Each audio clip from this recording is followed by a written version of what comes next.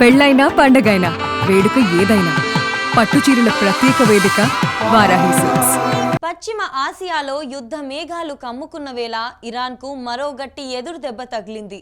ఆ దేశ అత్యున్నత సైనికాధికారి అగ్రనేత అలీ లారిజానీని ఇజ్రాయిల్ దళాలు వ్యూహాత్మకంగా మట్టుబెట్టాయి. యుద్ధం ప్రారంభమైన తొలి రోజుల్లోనే సుప్రీం లీడర్ ఆయతుల్లా అలీ ఖమేనీని కోల్పోయిన ఇరాన్కు ఇప్పుడు లారిజానీ మరణం కోలుకోలేని నష్టాన్ని మిగిల్చింది. ఖమేనీ మరణం తర్వాత ఇరాన్ సైనిక యాంత్రాంగాన్ని సమన్వయం చేస్తూ ఇజ్రాయిల్కు చిక్కకుండా గత కొన్ని వారాలుగా రహస్యంగా కార్యకలాపాలు సాగిస్తున్న లారిజానీని పక్కా నిఘా సమాచారంతో ఐడిఎఫ్ అంతమందించింది. ఈ పరిణామం ఇరాన్ రక్షణ వ్యవస్థలోని లోపాలను ఎత్తి చూపడమే కాకుండా ఇజ్రాయెల్ వేట ఎంత భీకరంగా ఉందో స్పష్టం చేస్తుంది. అయితే ఈ అలీ లారిజానీ సామాన్యుడేమీ కాదు. 1958లో ఒక ప్రముఖ మతపరమైన కుటుంబంలో జన్మించిన ఆయన ఇరాన్ రాజకీయ మరియు సైనిక వ్యూహాలకు పితామహుడిగా పేరుగాంచారు. ఇరాన్ మాజీ సుప్రీం లీడర్ ఖమేనీకి ఆయన అత్యంత సన్నిహితుడు, అణు కార్యక్రమాల సూత్రధారి మరియు ఇరాన్ జాతీయ భద్రతా మండలి మాజీ కార్యదర్శి. ఖమేనీ మరణం తర్వాత ఇరాన్ సైన్యాన్ని అదృశ్యంగా నడిపిస్తున్న ఏకైక శక్తి ఆయన. అందుకే ఇజ్రాయిల్ గూఢాచారి సంస్థ మోసాద్ తన హిట్ లిస్టులో ఆయన పేరును అగ్రస్థానంలో ఉంచింది. గత 2 వారాలుగా లారిజానీ తన ఉనికిని ఎవ్వరికీ తెలియకుండా జాగ్రత్త పడ్డారు. సెల్ ఫోన్లు వాడకుండా ఇంటర్నెట్కు దూరంగా తరచూ భూగర్భ బంకర్లు మారుస్తూ ఇజ్రాయిల్ నిఘా కళ్ళ నుంచి తప్పించుకుంటూ వచ్చారు.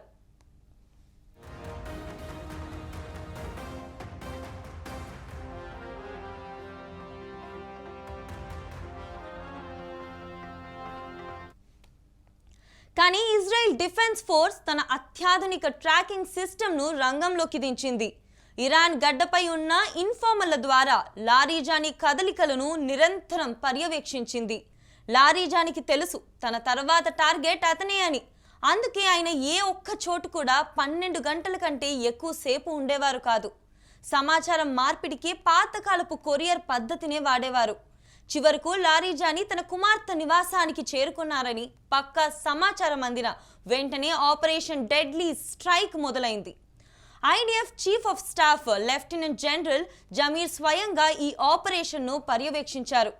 ఇజ్రాయెల్ నుంచి బయలుదేరిన అత్యాధునిక యుద్ధ విమానాలు రాడర్లు కళ్ళుగప్పి 1600 కిలోమీటర్ల దూరాన్ని అత్యంత వేగంగా అధిగమించాయి. ఖచ్చితమైన సమన్వయంతో క్షిపణులు దూసుకొచ్చాయి. పేలుడు దాటికి ఆ భవనం కుప్ప కూలిపోయింది. ఈ దాడిలో అలీ లారిజానీతో పాటు ఆయన కుమారుడు కూడా అక్కడికక్కడే మరణించారు. ఇది కేవలం ఒక హత్య కాదు, ఇరాన్ గర్వంగా చెప్పుకునే సైనిక రక్షణ వ్యవస్థకు ఇజ్రాయిల్ ఇచ్చిన ఘోర అవమానం. 1000 కిలోమీటర్ల అవతల ఉన్న శత్రువును వేటాడి చంపగలమని ఇజ్రాయిల్ మరోసారి నిరూపించింది. లారిజానీని మట్టుబెట్టిన అదే సమయంలో ఇజ్రాయిల్ మరో సంచలన దాడికి పాల్పడింది.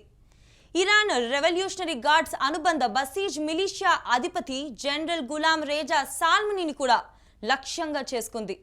ఒకే సమయంలో వేరువేరు ప్రాంతాల్లో ఉన్న ఈ ఇద్దరు దిగ్గజాలను అంతం చేయడం ద్వారా ఇరాన్ కమాండ్ అండ్ కంట్రోల్ వ్యవస్థను ఇజ్రాయెల్ కుప్పకూల్చింది.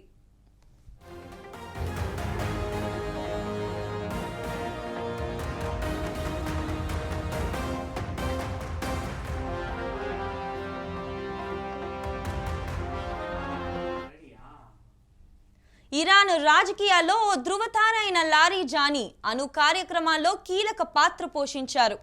పశ్చిమ దేశాలతో చర్చలు జరిపినా ఇజ్రాయెల్పై వ్యూహాలు రచించిన ఆయన శైలి ప్రత్యేకం.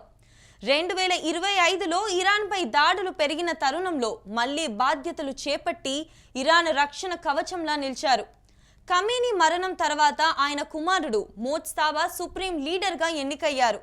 అయితే మత సిద్ధాంతాల పరంగా దీనిని లారిజానీ తీవ్రంగా వ్యతిరేకించినట్లు సమాచారం. ఈ అంతర్గత విభేదాలు ఒకవైపు, బయట శత్రువుల దాడులు మరోవైపు ఇరాన్ను ఉక్కిరి బిక్కిరి చేస్తున్నాయి.